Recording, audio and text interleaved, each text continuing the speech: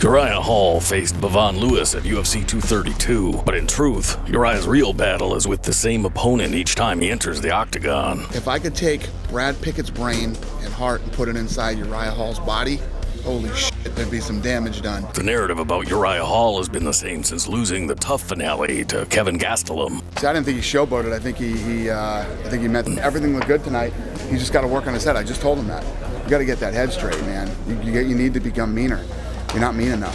The story of Uriah Hall's mental weakness is so well known and often repeated that the media geeks feel perfectly comfortable asking other fighters to speculate about Uriah's mental health during press conferences. Do you think he's lacking some kind of killer instinct? Do you think he's missing something when he goes in there?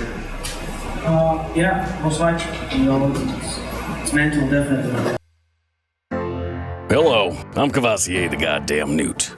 It has been a minute, so shout out to the OGPs and my peeps in the notifications squad. Around here, we like to look into things a little deeper, see for ourselves. It's not my style to believe accepted knowledge uncritically pushed forward as truth, simply because the usual gaggle parrot the thing often enough. I see red flags when a narrative can be universally recited but doesn't explain a damn thing. Do you feel like he almost has a weakness in the mental side of the game? Because he has all these physical tools. Yes. He have a mind not very strong. His mind is weak. No fighter makes good on his athletic potential without first dealing with his own psychological monsters. Unfortunately for Uriah, his monster to slay is a hydra. Each time he believes he has the problem solved, two heads grow back in his place. A lot of people expect the old Uriah, but that old Uriah is dead. In the pre-fight stuff where Hall talked about this is Uriah 2.0, he sort of gave a little almost wink with his left eye as an acknowledgement. But that old Uriah is dead, so there's a new me, and I'm excited about showing that guy. It doesn't mean he's right, but in the moment he believes what he's saying. The gesture is natural, not forced like trying to convince himself or others. You can see it in the fight itself, you can read it in the stats, and you can hear from the commentators. It looks to me like Lewis is in a fight and Hall is sparring. That's the best way I could put it. Lewis ran roughshod over Uriah Hall, doing everything he wanted to. Until the end of the second round, when suddenly Uriah asserts control. Joe and the boys saw this and noted it, but assumed that maybe Bevon Lewis was getting tired or something about their difference in octagon experience. Wrong.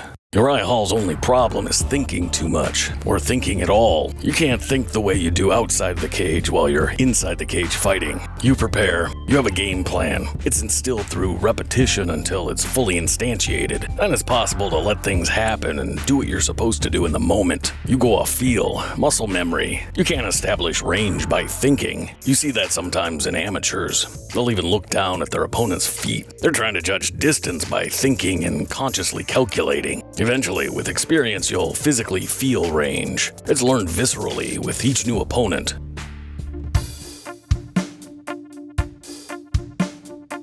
Uriah's a cerebral, sensitive guy. Listen to an interview. He's perceptive and thoughtful. Maybe some of you are like this. You'll rerun every uncomfortable situation like 75 different ways in your mind, looking for a lesson. Why not avoid bad situations if possible? A difficult childhood where instability is the rule can create heightened awareness. Especially bright and sensitive kids can take on the role of family protector and use anxiety-fueled awareness to steer situations away from potential crisis. By waiting and thinking, always analyzing the changing dynamic, one learns to preempt chaos and preserve delicate peace. Over time, this stress reaction can become hardwired. Then when they find themselves in a heightened state of anxiety or stress, they automatically pause and become compliant to whomever presents the danger, while thinking of how to de-escalate the situation. You can see how that would be problematic in the octagon. We see the same pattern throughout Uriah Hall's fighting career. When the cage door is closed and the action starts, stress levels are at their height. Uriah comes out straight into wait and think mode. He's always waiting. What's confusing is you see similar pausing and watching behavior from counter-strikers like Lyoto Machida. Waiting, then boom, striking a decisive blow. Or the mercurial Anderson Silva.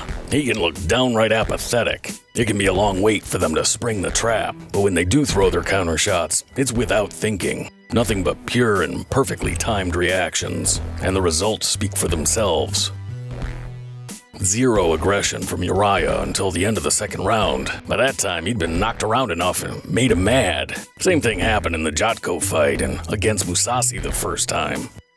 Against top competition like Kelvin Gastelum and Robert Whittaker, Hall accepts being controlled early. They take advantage of his hesitancy and basically waltz him around the cage, picking up a safe decision win over one of the more dangerous strikers in MMA. Uriah Hall is trapped in a cognitive loop. He's thinking, waiting while analyzing. Uriah's got to get going. He's got to pull the trigger. He's got to pick up the pace in this next round and be more offensive. He's waiting too much right now. And he's got to get more aggressive. He's got to put combinations together and not just be in a defensive shell. When attacked, he presents minimum resistance to thwart the aggression as he retreats, to reset and start the loop all over. By thinking instead of acting, Uriah invites an inner dialogue with that dark place in the brain. That negative voice that pops up to remind you of your weaknesses. Stop pretending, it says. You're an imposter. Do the only honest thing and quit. That's what makes guys like Darren Elkins or Khabib so durable and able to outperform their athletic limitations. They never make the mistake of thinking inside the cage. Mental toughness is the ability to turn off your brain at the right times. You can't quit without first thinking about quitting. It doesn't require much thought to do the one thing you've been training your entire life to do. Against Bevon Lewis, Uriah couldn't do a damn thing until the final minute of round 2. Lewis trapped the retreating Hall against the fence and wreaked havoc against the old turnpike with heavy knees. It's one-way traffic on the Hershey Highway for more than a minute. As Uriah cuts loose, he stumbles, looks lost, and takes another head kick off the arms. At about 59 seconds, Uriah brushes the corner of his mouth, sets his chin, stops thinking, and lets his muscle memory take over. Hall is the aggressor the rest of the round.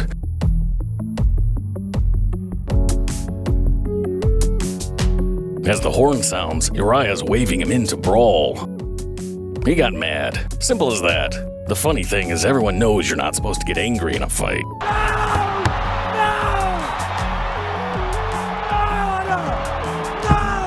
It makes you emotional. You lose focus, you can't think straight, and you're more likely to make mistakes. True, but Uriah was locked in an unhelpful state of cognition. Like I said, he was in a feedback loop that kept him passive and compliant. Once Hall allows his body to feel the fight, his training takes over, and almost instantly he finds the distance and timing of Lewis that eluded him the first 2 rounds.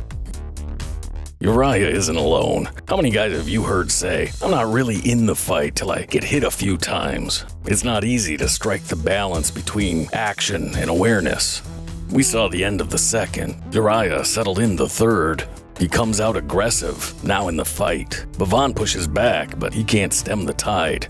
Hall is entering the zone, no longer thinking, just being. He empties his mind and lets the truth within flow out. And boom, Uriah delivers his truth.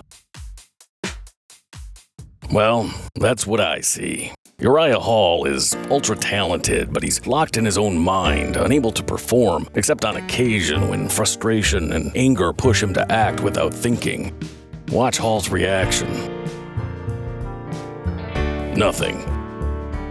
Puts up his fist. That's it. Uriah doesn't have access to his emotions when he's not thinking or talking. He's still in all-action mode. Because thought and action have been disconnected for Uriah, he feels nothing right now. Once Uriah shifts back into his normal headspace, he immediately starts weeping. He just went from being unaware of feeling anything to feeling all the emotions hit him at once. It's completely overwhelming. I decided to let him hit me a little more to get a little angry. I'm my best when I get angry, so he caught me a couple good shots. And I looked in the corner, I saw my coach, and he's like, "Come on," and I just said, "F it." And, it created an opening. I saw him get a little tired, and that was my opening. That split of a second is all I needed. Uriah is aware, but only of the symptoms of the issue. Letting guys hit you until you're mad isn't a solution. Uriah Hall must come to terms that he won't overcome his personal psychological monster with more thinking. There are techniques Uriah can use to help put himself in a mental state where action and awareness can merge, which would give him a sense of control and not be so self-conscious. But to get to the root of the issue, he probably needs to speak with someone who specializes in complex PTSD, especially if things for him stem from prolonged childhood stress due to periodic instability.